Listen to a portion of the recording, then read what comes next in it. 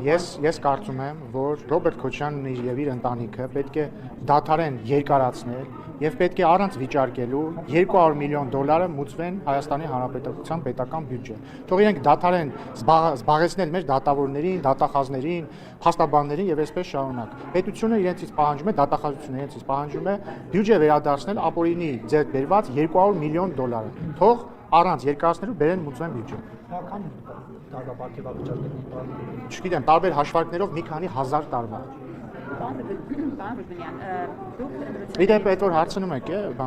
այդ պարգևավճարները, ես ունես կուզեմ, որ դուք այս բոլորը, ովքեր որ ամեն անգամ հարցնում եք պարգևավճարների մասին, մի անգամ Քոչարյանին հարցնեք այդ $200 միլիոն մասին, ես կուզեի լսել։ Կարող է Քոչարյանը իր ընտանիքի անդամներին նախընտրական կաշառք տվել, երբ որ այդ $200 միլիոն կուտակել է ընտրությունների բերան, տարբեր տարիների ընտրությունների բերան։ Դե շատ լավ, դե կսպասենք ապացույցները կլինեն։ Բայց բնականաբար իհարկե ցանկացած լսող առաջին հերթին մտածելու է, որ այստեղ որևէ ապօրինություն չկա։ Իհարկե, պարոն Քոչարյանը իր որդին Հայաստանի ամենատաղանդավոր բիզնեսմեններն են։ Իրենք $200 միլիոն, իհարկե, այդպես ազնիվ։ Հա, օքեյ, ասում եմ սուրբ այդ մարդը։ Պարոն Ռուբինյան, Ռոբերտ Քոչարյանի ամիս առաջ դուք հանրությանը սպառնում եք պատերազմով, եթե դուք չլինեք։ Սա քաղաքական դաշտում մյուս դերակատարներն ասում են, որ դուք այս անգամ կրկին պատերազմի մասին եք խոսում առանց հիմնավոր պատճառներ ներկայացնելու, երբ որ օրինակ Փաշինյանն ասում է սեպտեմբերին կլինի։ Ձեզ համար օրինակ հիմնավոր պատճառը ո՞րն է այդ պատերազմի դինելու, դուք ինչ հիմքով եք դա ասում։ Եկեք նախ ուղղեմ ձեզ։ Եկեք նախ անալիզի ենթարկենք։ Ինչ է նշանակում սպառնալիք։ Չէ, մի վարքան է։ Ինչ է նշանակում սպառնալիք։ Բառարանային բացատրությունը սպառնալիք բառի ո՞րն է։ Երբ որ ինչ-որ մեկը մյուսին ասում է, եթե դու չանես սա, ես կանեմ կամ չեմ անի սա։ Մի բան, որը քո համար վատ կլինի, որ անեմ կամ չանեմ։ Համաձայն եք, երբ որ մենք ասում ենք, որ Հայաստանի Հանրապետությունը, եթե ворթեգրի այն քաղաքականությունը, որը ընդդիմադիրները առաջարկում են, որպեսզի այն ворթեգրի, դա անխուսափելիորեն բերելու է պատերազմի, այստեղ սպառնալիքի հետ որևէ աղերս չկա։ Մենք ինչ ենք ասում։ Նախ մենք ասում ենք, այս պահին պատերազմի հավանականությունը հավասար է 0-ի։ Ինչու է հավասար 0-ի։ Որովհետև Հայաստանը վարում է այն քաղաքականությունը, որը այժմ վարում է։ Եվ եթե ընդդիմությունը գա իշխանության եւ սկսի վարել այն քաղաքականությունը, որի մասին հայտարարում է, իսկ իրենք բաց հայտարարում են, իրենք հայտարարում են, որ համաձայն չեն այս խաղաղության պարամետրերի հետ։ Նրանք պատրաստվում են տարբեր կոմպոնենտներով այս խաղաղության ամեն ինչ վերանայել։ Դա վերելու է ակնհայտ եւ 100%-անոց պատերազմի։ Ինչն է այստեղ, ո՞րն է այստեղ սպառնալիքը կամ ինչը այստեղ པարզ չի։ Հաջորդը Ուրիշ 1 տարի առաջ, բառացիորեն ուրիշ 1 տարի առաջ, երբ որ վարչապետ Փաշինյանը ասում էր պատերազմ չի լինելու, լինելու է խաղաղություն, այդ նույն ընդդիմադիրները եւ մամուլը ասում են ո՞նց ես ասում որ չի լինելու պատերազմ, լինելու է խաղաղություն, չէ լինելու է պատերազմ։ Հաջորդը 44-օրյա պատերազմից առաջ Փաշինյանի գործունեության ամենամայն ուղղությունը, որով գնում է մեր երկիրը եւ պատերազմի ռիսկը։ Հիմա այդ նույն ասողները ասում են ինչի է Փաշինյանը բացատրում, որ եթե Հայաստանը ворթեգրի ընդդիմության առաջարկած քաղաքականությունը, դա բերելու է պատերազմի։ Հետևաբար խոսքը բացարձակապես ոչ շանտաժի, ոչ սպառնալիքի մասին չէ, խոսքը հետևյալի մասին է։ Հունիսի 7-ին մեր քաղաքացիները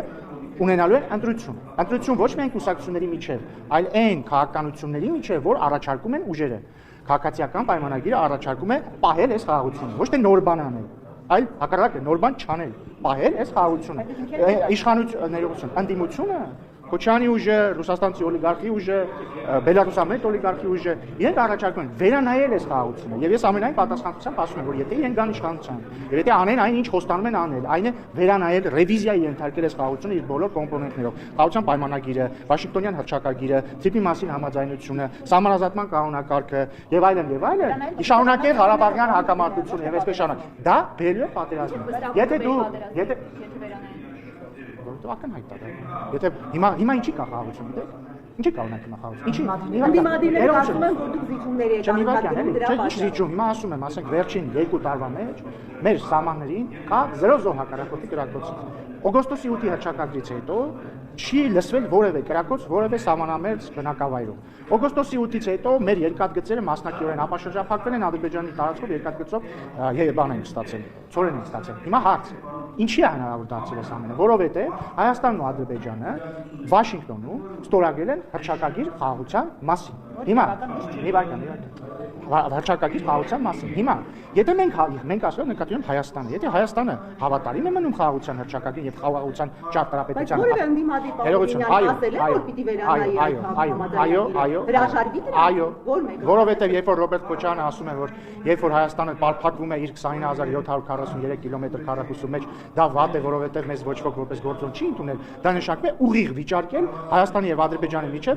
միմյանց տարածքային ամբողջականությունը ճանաչելու միջեւ վերաբերյալ պայմանավորվածություն կամ ներողություն, ինչ ուղղություն, որ ուղղությունը ուզում լինի,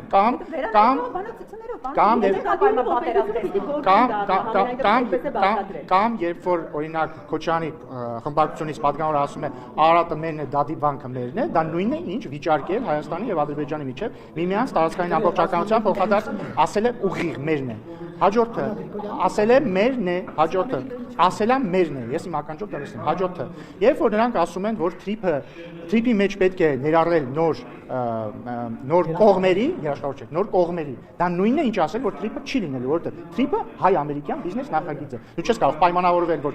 այս ինչի հետ բիզնես նախագիծ ես անում, հետո երբ որ գա իմպլեմենտացիայի փուլը, ասես գիտես ինչ կա, եւս 5 կողմ ենք ներառելու, 5 կողմ, որոնց դու ատում ես, եւ որոնք ատում են քեզ, եւ որոնց հետ դու կանհամետեղելի ես։ Կամ երբ որ Արծիկ Ինասյանը, որ հենց հիմա ելույթ է ունենում, իմ այդ բանավեճում ասում է համանազատման սկզբունք չի կարող լինել Ալմատայի հռչակագիրը, այլ սկզբունքները պետք է լինեն այլ տարբեր, այդ թվում դեմոգրաֆիականը, դա նշանակում է վիճարկել խորհրդային միության փլուզման պահին արկա սահմանները Հայաստանի եւ Ադրբեջանի միջեւ։ Կամ երբ որ նույն Արծիկ Ինասյանը ասում է, որ խորհրդային Հայաստանի սահմանները անարդար սահմաններ են, նշանակում է ասում է ես այս սահմանների հետ համաձայն չեմ։ Եվ հետեւաբար այսին բոլոր կամ երբ որ ասում են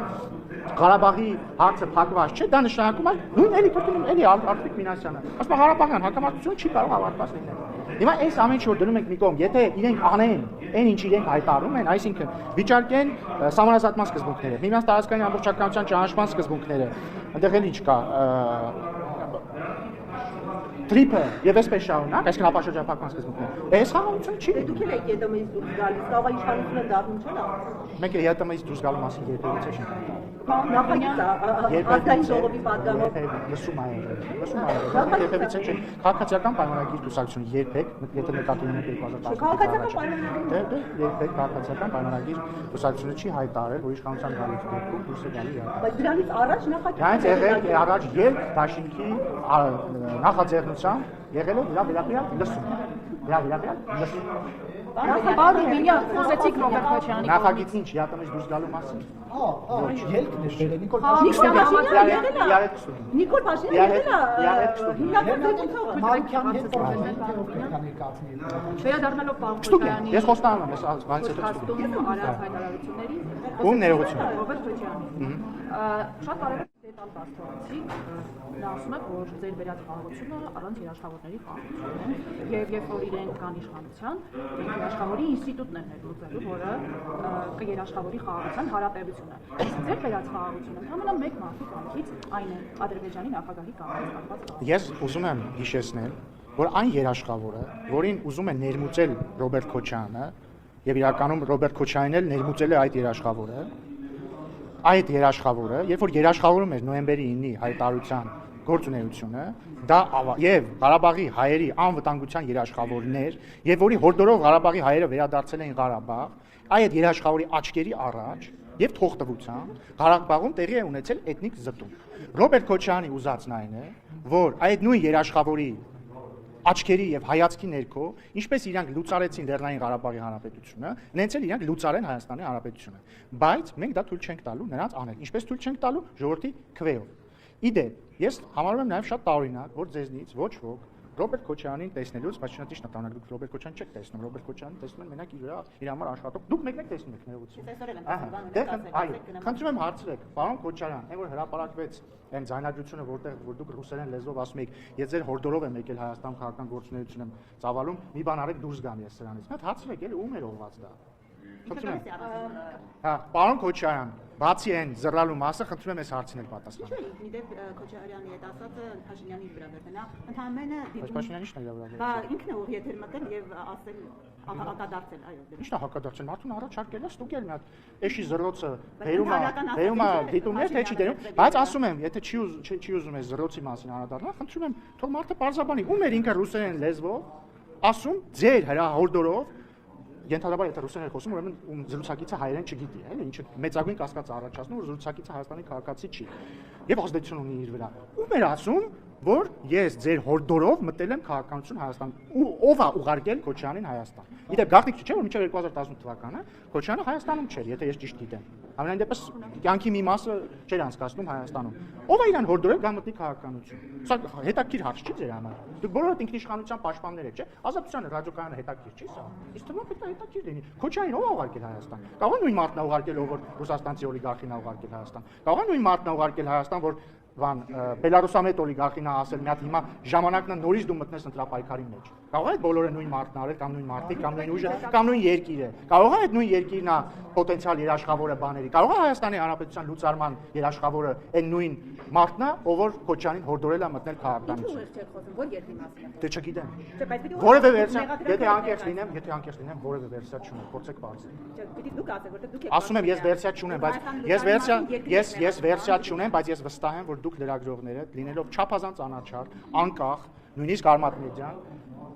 չեք զլանա եւ ճշմարտությունը կգտնեք։ Պարոն Ռուբինյան, բայց Քոչարյանը այդ գործի շրջանակներում չեկավ, որովհետեւ ոնց որ հայտարարեց 18, այդ որ գրգործ հարուցվեց իր հետ կապված 2018 թվականի գալը չեք ասում։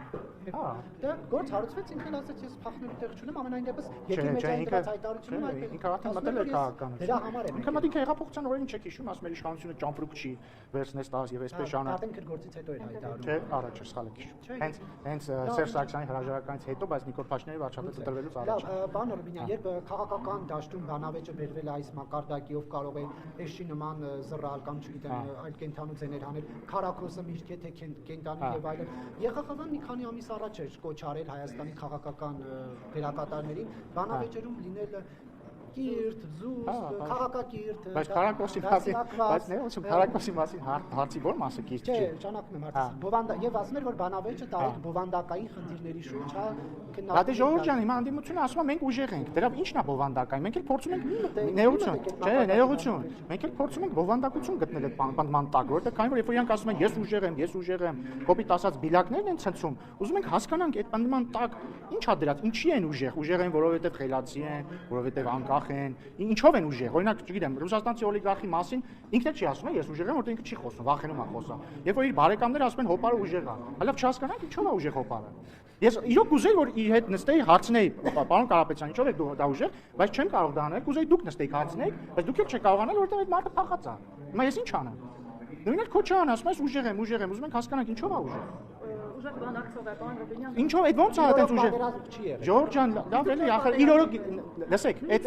ներողություն էլի, եթե պատերազմ չի եղել, ընդ որում այդ բոլորն են ասում, էլի Սերժ Սարգսյանն, Քոչարյանն, Լևոն Տեր-Պետրոսյանն, ասում են խաղաղություն էր ձեզնից առաջ, դուք եկաք պատերազմ հրահրեցիք։ Ժողովուրդ ջան, 1995 թվականից մինչև 2017 թվականը ներառյալ, այդ իրանց ասած խաղաղ ժամանակ 490 հոգի առաջնագծում սպանվել է հակառակորդի կրակոցից։ Դրա ի՞նչն է խաղաղություն։ Ի՞նչն է դրա խաղաղություն, բացատրեք ինձ։ Օրինակ հիմա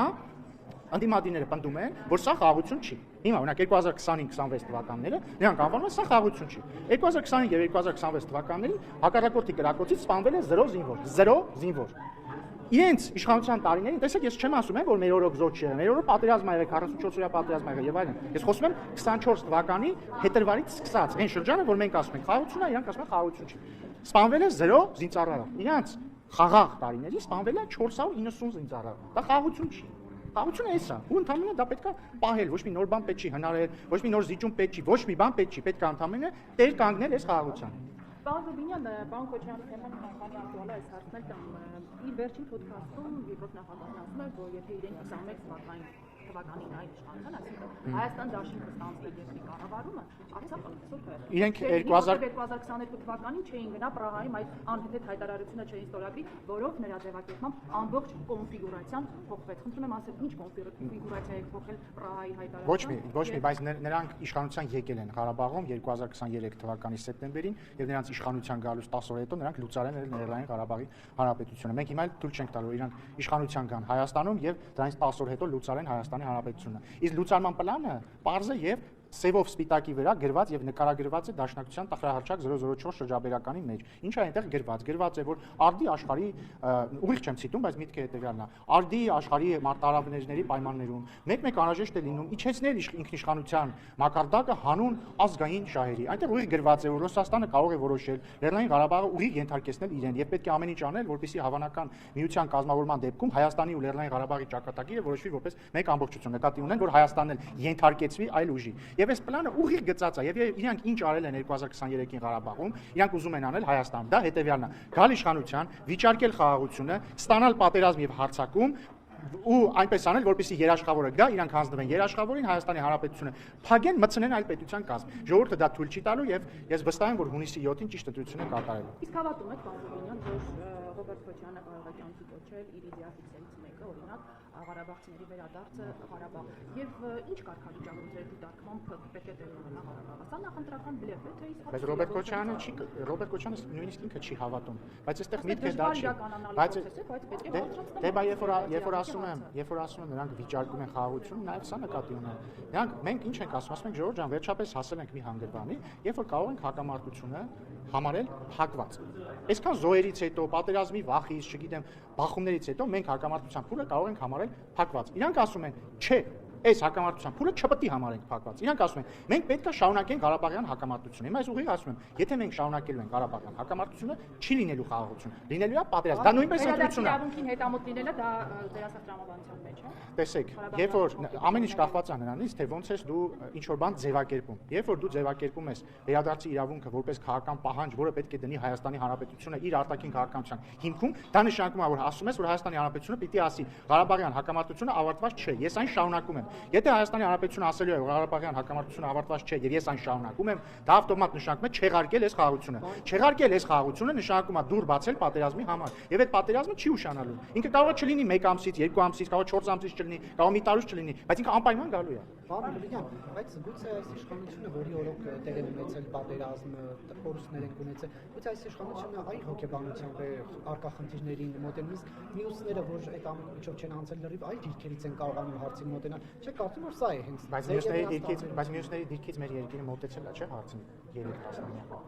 Այսինքն ինչ ուզում եք ասել, որ պատերազմը 44 օրյա, ասես մեկ օրում սկսեց։ Դա 30 տարվա քաղաքականության արգասիքն է, չէ՞ որ բերեց եկավ այդ։ Հիմա մենք ինչ ենք շատ լավ, առավել եւս, բա ով ավելի լավ գիտի, թե որն է պատերազմի ռիսկը։ Բախորած եք գուցե դուք մոտենում, չգիտեմ, բարի ճիշտ եմ ասում, բայց գուցե sense կաշկանդված եք դուք խնդիրներին մոտենում։ Իսկ գուցե այդ բառը, որը դուք փնտրում եք, պատասխանատուն է։ Գուցե մենք պատասխանատու ենք մոտենում, գուցե մենք հասկանում ենք, որ պետք է չգնալ այն ճանապարհով, որը ակնհայտորեն տանում է պատերազմի։ Բայց ավարտելով էլի ամենակարևոր միտքը ո՞րն է։ Ես կրկին ուզում եմ հիշել 44 օրյա պատերազմը, Ժողովուրդ ջան, մի ամբողջ ժողովուրդ, այդ թվում մեր ընտրողները, այդ թվում ինքներս մենք մեղադրել ենք, որ մինչև պատերազմը չենք խոսել մարդկանց, նախ ինքներս չենք գիտակցել դա։ Դրանից հետո չենք խոսել մարդկանց հետ, չենք բացատրել պատերազմի ռիսկը, հավանականությունը, ուժերի հարաբերակցությունը, թեկուզ դառը ճշմարտությունը չենք ասել։ Այս սրանից հետո, երբ որ վերջապես մենք ասել ենք խաղաղության, ու երբ որ մենք զգուշացնում ենք, որ այս խաղաղության ուղուց շեղվելը տանում է դեպի պատերազմ, ասում են ինչ եք շանտաժան։ Շանտաժ չենք անում, Ժողովուրդ ջան։ Բոլորդ ասում եմ ձեզ ամենայն պատասխանատվությամբ, բոլորդ ազատ եք ընտրել ընդդիմությանը։ Ուղղակի խնդրում եմ գիտակցել, որ եթե ընդդիմությունը գա իշխանության, եթե ընդդիմության սիրած Գյումրի երկու սցենարը իրականանա, մենք ստանալու ենք պատերազմ։ Իսկ եթե 44 օրյա պատերազմից առաջ գանք եւ ասենք Ժողովուրդ ջան, հիմա իրավիճակը տանում է անխուսափելի պատերազմի, դուք ինձ ասելու եք, դուք վախեցնում եք հասարակության։ Ասելու եք թե չէ։ Իրական, ասելու եք կար ընտրություն, գնալ զիջումների թե չէ օրինակ։ Ինչ եք ասելու։ Ինչ եք հասարակությունը որոշել ինչ ասել։ Դե բա հիմա էլ եմ բացատրում եւ գուցե նախընտրական շրջան, սա շատ կարևոր դետալ է։ Բա դուք խնդիրը ոչ թե ընտրության մեջ է ինքնին, այլ խնդիրը քաղաքական ընտրության մեջ է։ Եվ ինչպես 2020 թվականին կար քաղաքական ընտրություն, ինչպես ասենք, չգիտեմ, 98 թվականին կար քաղաքական ընտրություն, ինչպես 21 թվականին կար քաղաքական ընտրություն, այնպես էլ հիմա կա քաղաքական ընտրություն։ Ամեն ինչ ընտրություն է, ինչպես է Հայաստանը շարունակելու պահել իրեն։ Եվ մի վարքյան, եւ քաղաքական ուժերը ամեն մեկը տալիս է այդ ընտրության հնարավորությունը։ Մենք ասում ենք Հայաստանը պետք է շարունակի գնալ խաղաղության ճանապարհով։ Ընդդիմադիր ուժերը ասում են Հայաստանը պետք է կանգ առնի, փոխի ուղղությունը եւ գնա հակամարտության ճանապարհով։ Եթե դուք ուզում եք մենք գնանք հակամարտության ճանապարհով, ես որևէ խնդիր չեմ տեսնում։ Ընտրեք ընդդիմադիր ուժերին կգնանք պատերազմի։ Պարոն Ռուբինյան, եթե տրամաբանությունը շատ բարձր ընտրություն է, այստեղ ոչ շանտաժ կա, ոչ սպառնալիք կա, ոչ մի բան չկա։ Կարող եք ընտրել ընդդիմությանը, Էլ չեմ ասում բանը, որ դա կլինի ձեր վերջին ընտրությունը, որովհետև ընտրությունները նորից կսկսեն կեղծվել, բայց կարող եք ընտրել ընդդիմությանը, էլի կաշառակերություն բանը ամեն ինչ կվերադառնա, բայց Քոչարյանի 200 միլիոնը չի վերադառնա, կմնա իրան, մտածում եմ եւի դուք այդքան դեմ չեք դրան, բայց վերադառնա։ Բայց ամենակարևորը մենք ստանալու ենք պատերազմ, ժողովուրդ ջան։ Մենք էլի դուք էլի կտեսնեք իշխանականներ, որոնք խրոխտ կենացներ են խմում, որոնք ասում են, այս ինչը մերն է, այս ինչը մերն է, այն ինչը մերն է, կտեսնեք, ամեն ինչ կտեսնեք, բոլորը կասեն, ոչ, Ղարաբաղի էջը փակված չէ, քաղցր կենացներ կասեն մեր Ղարաբաղցի եղբայրների ու քույրերի ականջներին, բայց արդյունքում մենք ստանանք պատերազմ, նոր զոհեր, նոր կորուստներ, նոր տարածքային կորուստներ, նոր պահանջատիրություն եւ այսպես շարունակ, բայց դաշնակցության գործերը օրինակ շատ լավ կգնան, որովհետեւ հայդատի թեմաները կշատանան, Հայաստանի տարածքները կփոքրանան, հայդատի թեմաները կշատանան, զոհերը կշատանան։ Բայց լացուկոցներ կշատանան, լացուկոցով sense խրոխտ ռիլերը կշատանան, sense կլացենք, ասեն մեր զոհերը։ Բայց չեն խոստովանի, որ իրանց քաղաքականության արդյունքում դա եղավ։ Ոչ է մարդիկ խոստովանեն, որ իրանց ընտրեցին, դրա համար տենց եղավ։ Դրա համար քանի դեռ մենք ունենք ընտրություն, պետք է կատարել ճիշտ ընտրություն։ Սա ոչ շանտաժ է, ոչ սպառնալիք է, ոչ մի բան է, սա պարզ քաղաքական ընտրության ձևակերպում է, եւ այդ ընտրությունը լինելու է հունիսի 7։ Իսկ այդ ուժերը ինչի ընտրական process-ներից դուրս չեն դրվում, պարոն Ռուբինյան, եթե ձեր դրամաբանության գալու են ու պատերազմ բերեն։ Որովհետև Հայաստան ժողովրդավարական երկիր է եւ որովհետև ամեն ինչ ընտրություն է։ Մենք հո բան չենք, մենք հո Ստալին էլ չէ, մենք հո Ռոբերտ Քոչարյանը չենք, որ գանք եւ մարդկանց ընտրությունը սահմանափակենք։ Ժողովուրդ ջան, մենք ցանկացած բան իրականում աշխարհի բռնապետությունների մեծ մասում բռնապետերը հո միանգամից բռնապետ չեն դառնում, բռնապետ չեն դառնում։ Իրանք սկզբից համոզում են իրանք, որ իրանք ակնհայտ ճշմարտությունն է, հետո համոզում են իրանք ինչ որ կետում, որ օրինակ ինչ որ ակնհայտ լավ բանի համար պետք չէ խտրականություն դնել միջոցների մեջ, հետո չեն դնում մի հատ, երկու հատ, 3 հատ, 4 հատ, 5 հատ, հետո համոզում են, որ իրանք ամենաճիշտն են, բոլոր մյուսները դավաճան են, ու բռնում, ոչ, մեր ուղի կնկարագրե, եթե այդ ամեն ինչ ավարտվեր, օրինակ Պապլավոկի բան զուգանում մարդ սպանելով կամ չգիտեմ, ընտրություն կեղծելով, $200 միլիոն դիզելով, այդ դեպքում բան կլներ։ Արձանագրենք, որ ձեր զբաղված ոչ մի բան։ Մի վարքան, էլի։ Կա դատական վճիռ Պապլավոկի զուգանում դաշնակցական սպանելու վերաբերյալ։ Քոչարյանի անվտանգության աշխատակիցը դատապարտվել է, չնայած համարյա չի նստել, բայց դատական վճիռ կա։ Ինչ էի ասում, հա, բռնապետությունը տենց է ձևավորում, երբ որ մարդ համարում է, որ ինքը լավ բանի համար, տենց խոսույթ էլ կա, չէ, որ բարի նպատակներով է կառուցված ճանապարհը դեպի դժոխք։ Եւ հետեւաբար ինչքան էլ մենք համոզված չլինենք եւ մենք համոզված ենք, որ այդ քաղաքական ուժերը բերելու են անարդարության եւ պատերազմի, ընտրությունը ժողովրդին է։ Ընտրությունը ժողովրդին է։ Մենք այս գլխից զգուշացնում եմ, մենք ընտրություն չենք կեղծել։ Նայեք, մենք ընտրություն չենք կեղծելու, հույս չունենանք, խնդրում եմ, որ մենք կեղծելու ենք, երբ Քոչարյանը չի գալու իշխանության։ Ծառայող կամ ուժային կառույցների ծառայողին Ասուտակի ներկայացուցիչները չեն ասի, որ էլի մեզ կանգնեցին։ Իսկ երբ են ասում։ 21 թվականին։ Չի կա, բացառվում է այս բանալացի։ Ինչը կանգնեցել ինչ է։ Ասել են, որ կընտրեք գործող վարչապետին։ Ու հետո ինչ ա եղել, ինչի չեք ասում դրա մասին։ Որտեղ փաստեր չեմ ունեցել, որ ապացույց։ Հիմա ունե։ Հիմա էլ չունեմ։ Դե խնդրում եմ դատախազությանը սա ընդունել որպես հանցագործության մասին հաղորդում։ Բայց ես բացառում եմ նման բան, 21 թվականի ընտրությունները եղել են բացառիկ մակրո ընտրություններ, որոնց արդյունքները չի վիճարկել ոչ ոք։ Բայց միտքս ավարտենք, մենք չենք կերտելու ընտրությունը։ Հենց որ հույս չունենանք, որ մենք կերտելու ենք, որ իրանք չկան իշխանության, եւ ձեր աչքերի մեջ տեսնում եք, որ չեք ուզում իրանք կան իշխանության, հենց որ արեք ձեր ընտրությունը։ Պայծառատեսության հարցում շատ վատ է Սանցիալ դեպքին անդրադարձակ Պողոսյանի Պարոն Քոչարյանը ոդքասթում ինչելոց անդրադարձել է մետրոյում տեղի ունեցած միջադեպին կնոջ վրա Փաշինյանի արձակմանը եւ նշել է, որ սա խոսում է մի բանի մասին, որ նա ունի նաեւ հայկական դաստիարակության կոդը։ Չեմ պատկերացնում ինչպես կարելի է խոսել երեխան փոխը կնոջ հետ խոսել նման տոնով։ Ինձ համար դա ապշելու երևույթ է եւ դա դրսեւորվեց երկրի առաջնորդի կողմից։ Այդ մարդը հայության հետ կապ չունի։ Հայերեն լավ է խոսում, բայց Դե նախ ես չգիտեմ, օրինակ հայկական դաստիարակության կոդի որ մասով է պայմանավորված, որ մեկ եթե քեզ ասում է պրիվետ ռոբ, քո թիկնապահը գնում իրան զուգանում ծեծելով սպանում է։ Ես հայկական իմ ծնողները ինձ դաստիարակելիս չեն ասել, որ մեկը քեզ ասի պրիվետ ռոբ, թիկնապահիդ, ասա թող գնա իրան զուգանում սպանի։ Ես թիկնապահ իհարկե չունեմ, բայց հիպոթետիկ նույնիսկ եթե ունենայի դժվար է։ Հաջորդը բայց պետք է իմպուլսեցին լինել փորձեք նարեկ եւ դաշնակցական գնացեք մտեք դաշնակցություն դարձեք իմպուլսեցին եւ փորձեք եւ հաջորդը էլի հայկականության մասին է էլի այո Փաշինյանը հայերեն լավ է խոսում եւ այո Փաշինյանը երբեք ռուսերեն լեզվով ինչ որ մեկին ձայնային հաղորդակցություն չի ուղարկել ասելով որ դուք ես ձեր հորդորով եկա մտա Հայաստանում քաղաքականություն ինձ հանեք ստեղից կրկին հորդորում եմ պարոն Քոչարյանին ասել ով է իրեն հորդորել ռուսերեն լեզվով մտնել Հայաստանում քաղաքականություն եւ ում էր նախընտրում որ իրեն հանել շատ լավ եկեք փորձակնություն անենք այդ ինչի արշակ ճակետների մեջ Սրբազանի բանը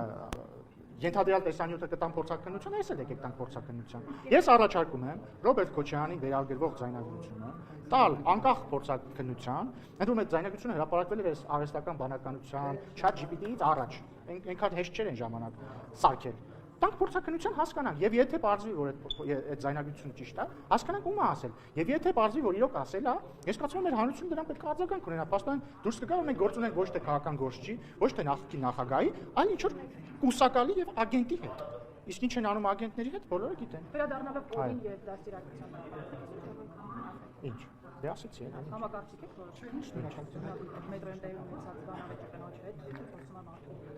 դաստիարակությունները։ Ես կարծում եմ, որ մարդկային դաստիարակության կարևորագույն մասերից մեկը ներողություն խնդրելու ունակությունն է եւ ես հպարտ եմ, որ վարչապետը այդ ներողությունը խնդրել է, բայց բացի դրանից, ելի վերադառնալով Պողոս Պողոսյանի սպանությանը,